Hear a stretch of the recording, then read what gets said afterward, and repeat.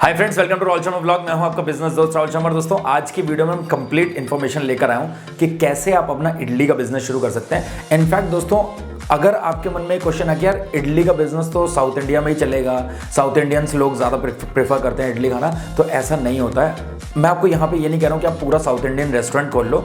आज की वीडियो में मैं कंप्लीट डिटेल में आपको बताऊंगा कि आप कैसे सिर्फ और सिर्फ इडली का बिजनेस करके अच्छा पैसा कमा सकते हो। सारी प्रो टिप्स आपको पता चलने वाली हैं। और यहाँ पर एक और इम्पॉर्टेंट बात मैं आपको बता दूं दोस्तों, आप 10 वीडियो देखो, उससे बेहतर है कि आप एक ऐसा वीडियो देखो जिसमें आपको शुरुआत से लेकर एंड तक सारी इन्फॉर्मेशन मिल जाए। इनफैक्ट इस वीडियो में आपको सब कुछ पता लगने वाला है कि आपको बिजनेस स्टार्ट कैसे करना है, स्टार्ट होने के बाद आपको इसको स्केल अप कैसे करना है, आपको मशीन कौन कौन सी लेनी पड़ेगी, मशीन का प्राइस आपको क्या पड़ने वाला है, इडली को आपको सर्व किस तरीके से करना है। साथ ही मैं आपको ये भी बताऊंगा कि इडली का आपको बनाना कैसे है, रेसिपी किस तरीके से आपको फॉलो करनी है, इडली मेकिंग प्रोसेस बेसिकली आपको पता चलने वाला है। और साथ ही मैं आपको ये भी बताने वाला हूं कि आप कैसे कुछ यूनिक कर सकते हैं इस बिजनेस में और एक अच्छा प्रॉफिट कमा सकते हैं। सो आज की वीडियो में कंप्लीट डिटेल होने वाली है इडली बिजनेस को लेकर। और साथ ही में मेरी वीडियो पे बहुत ज़्यादा कमेंट्स आ रहा था मेरे एक भाई का कि सर इडली बिजनेस के बारे में बताइए, भाई इडली बिजनेस के बारे में बताइए। आपकी हर वीडियो में कमेंट करता हूँ। सो आपके लिए वीडियो लेकर आ गया हूँ। आपके साथ साथ जो भी कोई फूड बिजनेस करना चाहते हैं इस वीडियो को देख लो। स्पेशली इडली का बिजनेस आप करिए, चाहे डोसे का करिए, चाहे कंप्लीट आप full fledge South Indian restaurant खोलिए। आप कोई भी बिजनेस करना चाहते हैं, आप कोई भी फूड बिजनेस करना चाहते हैं, ये वीडियो आपको बहुत कुछ सिखाकर जाने वाली है। तो चलते हैं सीधा वीडियो के अंदर। दोस्तों, वीडियो में आगे बढ़े और इस बिजनेस की पूरी बातें मैं आपको बताऊं उससे पहले मैं एक चीज़ आपको बता दूं। देखिए, ये एक ऐसा बिजनेस नहीं है जिसके लिए बहुत पैसे चाहिए आपको। आप YouTube पे 100 से ज़्यादा वीडियो पढ़े हैं कि इडली साइकिल में बेचता है, कोई बाइक कार्ट में बेच रहा है, किसी ने छोटा सा कियोस्क लगा रखा है, किसी ने अपना एक छोटा कैफ़े खोल रखा है और उसमें इडली बेचते हैं। और इनफैक्ट बहुत सारे ऐसे लोग हैं जो 5000 इडली, 50,000 इडली, मतलब बहुत ह्यूज क्वांटिटी में उनकी इडली पर डे में सेल होती है। देखिए, इडली का अपना कोई टेस्ट नहीं होता। इडली में सबसे इंपॉर्टेंट चीज़ होती है कि आप उसको किस तरीके से बना रहे हैं, आपने उसको स्टीम किस तरीके पे किया है, कितने टाइम के लिए आपने उसको स्टीम किया, कितनी आपकी इडली स्पॉन्जी और सॉफ्ट है। ये सारी चीज़ें मैटर करती हैं इडली के बिजनेस में। एंड इडली आप किसके साथ सर्व कर रहे हैं वो ज़्यादा इंपॉर्टेंट होता है, क्योंकि वही इडली के टेस्ट को एनहांस करता है। सो आप चटनी के साथ सर्व कर रहे हैं, आप सांभर के साथ सर्व कर रहे हैं, या फिर आप एक कचुम्बर सैलेड के साथ सर्व कर रहे हैं, सारी चीज़ें आपको आगे पता लगने वाली है। मैं यहाँ पर सिर्फ और सिर्फ ये नहीं बोलूँगा कि आप बिजनेस शुरू कर लो आँख बंद करके, और आपको मशीन्स बता दूंगा, इक्विपमेंट बता दूंगा, उनके प्राइस बता दूंगा। मैं सब कुछ बताऊँगा स्टेप बाय स्टेप आपको कैसे स्टार्ट करना है, पहला स्टेप आपका क्या होना चाहिए और लास्ट स्टेप आपका क्या होना चाहिए, सब कुछ आपको पता चलेगा। सबसे पहले मैं आपको एक चीज़ बताऊँ, जैसे कि मैंने आपको बताया कि ये बिजनेस बहुत ज़्यादा पैसे वाला बिजनेस नहीं है। अगर आपके पास बजट कम है तब भी आप इसको शुरू कर सकते हैं। आप देखिए, इस बिजनेस को साइकिल पे भी कर सकते हैं, बाइक कार्ट पे भी कर सकते हैं, कियोस्क में भी कर सकते हैं, अपना छोटा कैफे खोल के भी कर सकते हैं, अपना छोटा रेस्टोरेंट खोल के भी कर सकते हैं, कोई शॉप किराए पे लेकर भी कर सकते हैं, और आप कंप्लीट फुल फ्लेज रेस्टोरेंट खोल सकते हैं साउथ इंडियन। अब थोड़ा स्टेप बाय स्टेप समझ लेते हैं कि अगर आपके दिमाग में आ गया कि इडली का बिजनेस करना है तो आपको सबसे पहला काम क्या करना है। सबसे पहला काम आपको करना है अपने बजट को चेक करना है कि भैया मेरा टोटल बजट कितना है। जो भी पैसे आपने इधर उधर दे रखे हैं लोगों को, उनसे मांग लो। और जो बिजनेस स्टार्ट करने का जो आपका मतलब इन्वेस्टमेंट है ना, वो आपके अकाउंट में होना चाहिए। ये नहीं कि भैया मेरे पास 2 लाख उसके पास पड़ा है, 1 लाख इधर है, 50,000 उसके पास है, सो मैं सबसे ले लूँगा। सबका इकट्ठा कर लो पैसा, अपने पास एक बजट रखो ताकि आपको सामने विजिबिलिटी हो कि हाँ भैया मेरे पास 2,30,000 है या 3 लाख है लगाने के लिए बिजनेस में। ये क्लियर विजिबिलिटी आपके पास होनी चाहिए कि आप कितना इन्वेस्ट करने वाले हैं, क्योंकि आपको अपने इन्वेस्टमेंट को कैटेगरीज वाइज बांटना पड़ेगा कि कितना आपको किस में लगाना है। उसके बाद दूसरा काम आपको करना है कि आपको ये डिसाइड करना है कि आपको इस बिजनेस को शुरुआत किस में करनी है। जैसे कि मैंने आपको बताया, आपको अपने बजट के हिसाब से कैटेगरी चूज कर लेनी है। आप इसको बाइक में बेचने वाले हैं, बाइक कार्ट में बेचने वाले हैं, या आप छोटा सा रोड साइड पे आप छोटा सा कार्ट लगाने वाले हैं, रेडी लगाने वाले हैं, या फिर आप कोई शॉप रेंट पर लेने वाले हैं और उसमें अपना अच्छे तरीके से करने वाले हैं, क्योंकि आपका कंप्लीट इन्वेस्टमेंट इस चीज़ पे बहुत ज़्यादा मैटर करता है। इसके अलावा दोस्तों, तीसरा सबसे इंपॉर्टेंट काम आपको करना है, आपको मार्केट की रिसर्च करनी है। अब मार्केट की रिसर्च करने के लिए आपको सिंपल सी बातें बता दे रहा हूँ, 4 से 5 चीज़ें आपको ऑब्जर्व करनी है। सबसे पहले देखना कि आपके जिस भी मार्केट में आप इसको खोलने वाले हैं, इडली का बिजनेस करने वाले हैं, वहाँ पर इडली की डिमांड कितनी है, लोग कितना पसंद करते हैं। आप पूरा मार्केट घूमो और चेक करो कि वहाँ पर इडली बेचने वाली शॉप्स कितनी है, इडली वाले रेस्टोरेंट्स कितने हैं जो इडली सांभर डोसा जो भी कुछ सेल करते हैं साउथ इंडियन फूड, वहाँ पर विजिट करो और देखो कि कितने ऑर्डर्स आ रहे हैं, ऑर्डर्स आ भी रहे हैं या नहीं आ रहे हैं। इसके अलावा आप सप्लाई चेक करो कि यार ऑर्डर्स अगर हैं, भीड़ एक रेस्टोरेंट में ज़्यादा आ रही है, सो क्या उसके कंपैरेटिवली कोई और रेस्टोरेंट भी हैं जो इडली सर्व करते हैं। सो डिमांड और सप्लाई चेक कर लो। इसके अलावा आपको प्राइस चेक करना है। आप जिस भी रेस्टोरेंट में जाते हो वहाँ पर चेक करो कि भैया इडली का क्या प्राइस चल रहा है। कुछ रेस्टोरेंट्स होते हैं जो 5 रुपये पीस में भी देते हैं, कुछ रेस्टोरेंट्स हैं जो 10 रुपये पर इडली देते हैं। सो ये डिपेंड करता है आपके मार्केट और आपके एरिया के ऊपर कि वहाँ पर आप कितना चार्ज कर सकते हैं। सो आपको ये भी ईजिली आइडिया मिल जाएगा जब आप मार्केट रिसर्च करेंगे तो। इसके अलावा जैसे कि मैंने आपको बताया, प्राइस के साथ साथ आपको क्वांटिटी को भी कंपेयर कर लेना कि कितने रुपए में कितनी इडली को सर्व किया जा रहा है आपके एरिया में। इसके अलावा क्वालिटी चेक करनी कि भैया जो इडली सर्व हो रही है रेस्टोरेंट में वो किस तरीके से हो रही है, कौन सी प्लेटिंग में हो रही है। कुछ लोग केले के पत्ते में सर्व करते हैं, कुछ लोग प्लेट के ऊपर केले के पत्ते को कट करके रखते हैं फिर उसमें सर्व करते हैं, कुछ लोग सिंपली स्टील की प्लेट में सर्व करते हैं, एक बड़े वाले जो मतलब सेपरेटली डिवाइड होती है, बड़े में इडली डाल दी, सांभर डाल दिया, चटनी डाल दी और सैलेड डाल दिया, इस तरीके से। सो ये आप चेक कर लेंगे। इसके अलावा आपको कंपटीशन चेक करना है कि कितना कंपटीशन है। इसके बाद दोस्तों जब आप मार्केट की रिसर्च करके आ जाओगे ना, आपका दिमाग खुल जाएगा और आपको सारी चीज़ें समझ में आ जाएंगी कि आप इस बिज़नेस को आप कैसे शुरू करने वाले हैं, आप किसके साथ सर्व करने वाले हैं। जब आप 2-3 रेस्टोरेंट में चले गए, आपने देख लिया कि यार वो लोग इडली को किसके साथ सर्व कर रहे हैं, तो आपको भी आइडिया मिल जाएगा कि मैं किसके साथ सर्व करूँगा, मुझे सही किसके साथ लगी थी। अब बहुत सारी जगह पर मैंने देखा जहाँ पर इडली को सांभर के साथ सर्व किया जाता है। काफ़ी जगहों पर मैंने देखा जहाँ पर इडली सांभर प्लस चटनी तीनों के साथ सर्व किया जाता है। काफ़ी रेस्टोरेंट्स मैंने ऐसे देखे हैं जहाँ पर इडली को सिर्फ चटनी के साथ सर्व किया जाता है एंड साथ में कुछ एक कचूंबर सलाद दिया जाता है, प्याज का सलाद दे दिया जाता है, इस तरीके से सर्व किया जाता है। एंड कहीं कहीं पर एक बहुत ही अच्छी चीज़ को फॉलो किया जाता है जो मैं आपको कहूँगा पर्सनली आपको भी फॉलो करना चाहिए। इडली के साथ साथ आप चटनी के साथ सर्व करिए, चाहे आप सांभर के साथ सर्व करिए। आपको जब प्लेटिंग करनी है उसकी, यानी कि सर्व करने के लिए प्लेट में डाल देना है इडली सांभर, सो उसके ऊपर से इडली में आपको घी डाल देना है, घी स्प्रेड कर देना है थोड़ा सा, जो उसके फ्लेवर को, टेस्ट को इन्हांस कर देता है। क्योंकि आपको भी पता है इडली का पर्सनली तो कोई टेस्ट होता नहीं है, वो जो भी है आप ऊपर से जो उसके साथ सर्व कर रहे हैं, सांभर हो गया, चटनी हो गया, सैलड हो गया, या अगर आप थोड़ा सा घी उसके ऊपर डाल दे रहे हैं तो बहुत ही ज़्यादा अच्छा फ्लेवर आ जाता है, जिसकी वजह से डेफिनेटली आपकी सेल जो है बूस्ट होती है। आपको करना वही है जो बाकी लोग नहीं कर रहे हैं।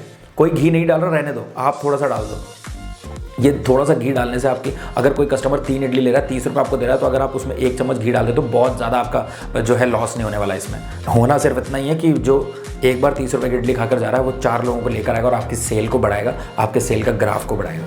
अब बात कर लेते हैं इडली के मेकिंग के ऊपर कि आपको इडली बनानी कैसे है। देखिए दोस्तों, सिंपल सी बात मैं आपको बता दे रहा हूँ कि इडली की मेकिंग के लिए काफ़ी जगहों पर क्या होता है, उड़द की दाल को यूज़ किया जाता है और चावल को पीसकर मिक्स किया जाता है एंड उसको फर्मेंटेशन के लिए रखा जाता है। उसके बाद अगले दिन उसको इडली को बनाया जाता है। और कुछ लोग क्या करते हैं, उड़द की दाल को और चावल को अलग अलग पीस लेते हैं। उसके बाद चावल को जब पीसते हैं तो चावल के साथ साथ वो कुछ मात्रा पोहे की भी ऐड कर देते हैं और दोनों को पीसने के बाद मिला देते हैं। एंड अगर किसी को इंस्टेंट फर्मेंटेशन चाहिए होता है तो उसके लिए वो क्या करते हैं, इनो डाल देते हैं उसमें और 2 से 3 घंटे में फर्मेंटेशन प्रॉपरली हो जाता है और उनका बैटर तैयार हो जाता है। एक सबसे इंपॉर्टेंट चीज़ मैं आपको बता दूँ, जब आप इसका बैटर बना रहे हैं, इडली का बैटर बना रहे हैं, सो उड़द की दाल अगर 1 पोर्शन है तो 3rd पोर्शन आपका राइस होना चाहिए, 1/3 राइस होना चाहिए। सिंपल भाषा में आपको बताऊं, अगर आपका 3 किलो चावल है सो 1 किलो उड़द की दाल होनी चाहिए। ये एक ऑन एन एवरेज रेशियो होता है। एंड इसके बाद जब आपको उसको वेट ग्राइंडर में पीसना है, सो मैं आपको ये एडवाइस करूंगा कि आपको उड़द की दाल को अलग पीसना है और चावल को अलग पीसना है। आपको बहुत सारे कुकिंग चैनल्स मिल जाएंगे, आप इसके लिए उनको गो थ्रू कर सकते हैं, देख सकते हैं, आपको डिटेल में समझ में आ जाएगा। बट मैं छोटी छोटी चीज़ें बता रहा हूँ जिनको आपको बहुत ज़्यादा ध्यान में रखना है। अब जो आपको उड़द की दाल है और चावल है, इनको एक रात पहले कम से कम 2 से 3 बार धोना है, क्योंकि आपकी इडली में मट्टी, किसी भी तरीके का मतलब बेकार चीज़ नहीं आनी चाहिए, किरक नहीं आनी चाहिए, ऐसा कोई ऐसा कण नहीं आना चाहिए जिसकी वजह से आपकी इडली का जो टेस्ट है वो ख़राब हो। सो मट्टी धूल वूल ना आए, तो इसके लिए आपको चावल को और उड़द दाल को कम से कम 2 से 3 बार धोना है। और धोने के बाद आपको 6 से 8 घंटे के लिए इनको सोख पानी में छोड़ देना, पानी में सोख करके छोड़ देना। जब ये पूरी तरीके से फूल जाएगी, ये मतलब आपने अगर 1 किलो उड़द की दाल भिगाई है तो 1.5 से 2 किलो हो जाएगी फूलने के बाद। सो उसके बाद उसको पीसना होता है। सो इस तरीके से आपको इसको करना है। एक सबसे इंपॉर्टेंट चीज़ मैं आपको बता दूं, जो मैं आपको कह रहा था कि आपको उड़द की दाल को अलग पीसना है एंड चावल को अलग पीसना है, उसका दोनों को मिक्स कर देना है एंड उसके बाद उसको छोड़ देना है। कुछ लोग फर्मेंटेशन के लिए दही भी डालते हैं ताकि जो सॉफ्ट हो जाए इडली काफ़ी और स्पॉन्जी इडली बने। सो इस तरीके से आप डिसाइड कर सकते हैं कि आपको किस तरीके से बनाना है, किस तरीके से काम करना है। उसके बाद दोस्तों जब आपका बैटर तैयार हो जाता है, फिर आता है स्टीमिंग प्रोसेस। अब स्टीमिंग प्रोसेस बहुत सिंपल है, बट इसके लिए आपको क्या चीज़ ध्यान में रखनी है कि आप स्टीमर कौन सा यूज़ करें। आप देखिए दोस्तों, मार्केट में बहुत सारे स्टीमर्स आते हैं। कुछ स्टीमर्स आते हैं जो सीधा आप भट्टी पे यूज़ कर सकते हैं, मतलब गैस के नीचे आपने गैस जलाया और उसमें पानी डाल के आपने ऊपर उसके जो प्लेट्स हैं वो लगा दिए। इसके अलावा कुछ स्टीमर्स आते हैं जो इलेक्ट्रिसिटी ऑपरेटेड होते हैं, आपने बिजली में कनेक्ट कर दिया उसमें पानी डालने के बाद, एंड उसमें जैसे मैं सिंपल वे में आपको बताऊं, जैसे पानी में रॉड लगी होती है, मतलब पानी वाली रॉड होती है जिसमें हम रॉड को पानी में डाल के गर्म करते हैं, उस तरीके की रॉड लगी होती है एंड उसमें एक थर्मोस्टेट लगा होता है। और 2-3 नॉब होते हैं। आपने उसको ऑन किया इलेक्ट्रिसिटी पे लगाने के बाद, और ऑन होने के बाद जो थर्मोस्टेट होता है वो जो भी आपने टेम्परेचर सेट किया उस टेम्परेचर पे आने के बाद वो आपका टेम्परेचर को मेंटेन करके उसको ऑफ कर देता है, जिसमें कि आपकी इलेक्ट्रिसिटी की बचत होती है थोड़ी बहुत। इतना ज़्यादा आपकी इलेक्ट्रिसिटी कंजप्शन नहीं होगा कि वो कंटिन्यूसली चल रही है। थर्मोस्टेट का काम यही होता है कि वो एक डिज़ायर्ड टेम्परेचर जो आपने सेट किया उस पर पहुँचने के बाद आपका जो स्टीमर है, इडली स्टीमर, वो ऑफ हो जाएगा। एंड उसमें मैं एक चीज़ आपको बताता हूँ दोस्तों, जो इलेक्ट्रिसिटी स्टीमर होता है उसमें आपको जो इडली को स्टीम करना है वो 12 से 15 मिनट, मतलब 12 मिनट मिनिमम टाइम होता है और मैक्सिमम 15 मिनट तक आप इसको स्टीम करेंगे तो प्रॉपरली आपकी इडली जो है वो कुक हो जाएगी। सो इस चीज़ को आपको ध्यान में रखना है। मैं टाइम इसलिए बता रहा हूँ तो अगर आप बिल्कुल नए हैं ना इस फील्ड में, आपको नहीं पता कैसे करना है, सो आप इस चीज़ को कर पाएँ, आपको समझ में आ जाए, आप टाइमिंग के साथ कर सकते हैं। इसके अलावा जब आपको वेट ग्राइंडर में जो आपका जो बैटर है उसको पीस रहे हैं आप, सो वो भी 10 से 12 मिनट में पीसता है। अब डिपेंड करता है कि आप कौन सा वेट ग्राइंडर यूज़ कर रहे हैं। आपको वेट ग्राइंडर छोटे में मिल जाएंगे और काफ़ी हैवी भी मिल जाएंगे। अब डिपेंड करता है कि आपको कितना बैटर पर डे में पीसना है। अब अगर मैं बात करूँ कुछ छोटे वेट ग्राइंडर्स की, तो ये 15,000 से स्टार्ट हो जाते हैं, 15,000, 20,000, 22,000, 25,500, 23,000, इस तरीके से चलता है। ये ऑन एन एवरेज इस रेंज में आता है। सो आप अपने हिसाब से देख सकते हैं कि आपके लिए कौन सा सही है। मैं स्क्रीन पर काफ़ी ज़्यादा जो वेट ग्राइंडर्स हैं वो लगा रहा हूँ आपके बैटर को पीसने के लिए, आप देख सकते हैं। इसके अलावा जो स्टीमर है, आपको स्टीमर में भैया अलग अलग रेंज में मिल जाएंगे। सो जितनी ज़्यादा इडली को आप एक बार में स्टीम करेंगे उस स्टीमर में उतनी ट्रे लगे होंगे, तो आप अलग अलग देख सकते हैं। इससे छोटे भी आपको मिल जाएंगे और इससे बहुत ज़्यादा बड़े भी आपको मिल जाएंगे। तो आपको देखना है कि आपको कौन सा लेना। अगर आप इनिशियल स्टेज में शुरुआत कर रहे हैं तो आप छोटे स्टीमर से स्टार्ट कर लो, या फिर आपको भैया नॉर्मल से स्टीमर बड़े वाले मिल जाएंगे जिसमें 6 ट्रे होती हैं और एक बार में 120 इडली निकलती हैं उसमें भी। बट उसमें क्या होता है कि वो आपको मतलब नॉर्मल जैसे इडली का बर्तन आता है घर में जो छोटा होता है उसी का एक बड़ा फॉर्म में आपको मिल जाएगा, तो थोड़ा सस्ता पड़ेगा आपको। ये बड़े बड़े स्टीमर लेने की ज़रूरत नहीं है, बहुत बड़ी बड़ी मशीन लेने की ज़रूरत नहीं है। आप वो बड़ा सा एक स्टीमर ले सकते हो जैसे हम घर में यूज़ करते हैं, उसका बड़ा भाई, और आप उससे भी इसको स्टार्ट कर सकते हैं। दोस्तों अब हम बात कर लेते हैं कुछ एक रिक्वायरमेंट्स के बारे में कि आपको इडली का बिजनेस स्टार्ट करने के लिए क्या क्या चीज़ों की रिक्वायरमेंट होती है। अब देखिए, इडली के बिजनेस को स्टार्ट करने के लिए बेसिकली 2 से 3 चीज़ों की रिक्वायरमेंट होती है। मतलब हम रिक्वायरमेंट्स को 3 कैटेगरी में बांट लेते हैं। सबसे पहले देखिए, कुछ एक फूड आइटम्स की रिक्वायरमेंट होगी आपको। इसके अलावा आपको मशीन एंड किचन इक्विपमेंट्स की रिक्वायरमेंट होगी, और इसके बाद आपकी भैया packing material and serving material की रिक्वायरमेंट होगी। सो अगर हम बात करें फूड रॉ मटेरियल्स की जो रिक्वायरमेंट होगी, तो उसमें आपको देखिए राइस चाहिए होगा, उड़द की दाल चाहिए होगी, पोहा चाहिए होगा, कोकोनट जो चटनी अगर आप बना रहे हो तो उसके लिए आपको फ्रेश कोकोनट अगर मिलता है तो बहुत अच्छी बात है, नहीं तो कोकोनट पाउडर आपको चाहिए होगा। इसके अलावा सूखी लाल मिर्च, इसके अलावा सरसों, काली सरसों, जीरा, टोमेटो, और इस तरीके से काफ़ी चीज़ें चाहिए होंगी। जो ड्राई फूड और जो आपका फ्रेश फूड है वो मैं पुरानी वीडियो में भी इसके बारे में बता चुका हूँ। सो इस तरीके से वो सारी चीज़ें चाहिए होंगी। अगर हम बात करें कुछ एक मशीन्स की, यहाँ पर सिर्फ और सिर्फ 2 मशीन आपको लेनी पड़ती है, एक वेट ग्राइंडर और दूसरा आपका इडली स्टीमर, दैट्स ऑल। इसके अलावा कुछ भी नहीं चाहिए होता। वेट ग्राइंडर, और ये मैं आपको बता चुका हूँ कितने का आएगा। सो आप अपने हिसाब से इसको खरीद सकते हैं। इसके अलावा अगर हम बात करें अपने तीसरी कैटेगरी की रिक्वायरमेंट्स की, तो वो है आपका पैकिंग मटेरियल और सर्विंग मटेरियल की रिक्वायरमेंट्स। तो यहाँ पर आप देख लो कि आप इडली को सर्व कैसे करना चाहते हो। अगर आप ऑनलाइन बेचते हो या कोई पैकिंग, अब देखिए आप ऑनलाइन बेचे चाहे आपका रेस्टोरेंट है, कुछ लोग तो ऐसे भी आएंगे जो बोलेंगे भैया 10 इडली पैक कर दो, 12 इडली पैक कर दो। तो आपको ये पता होना चाहिए कि आपको उसको पैकिंग किस तरीके से करनी है।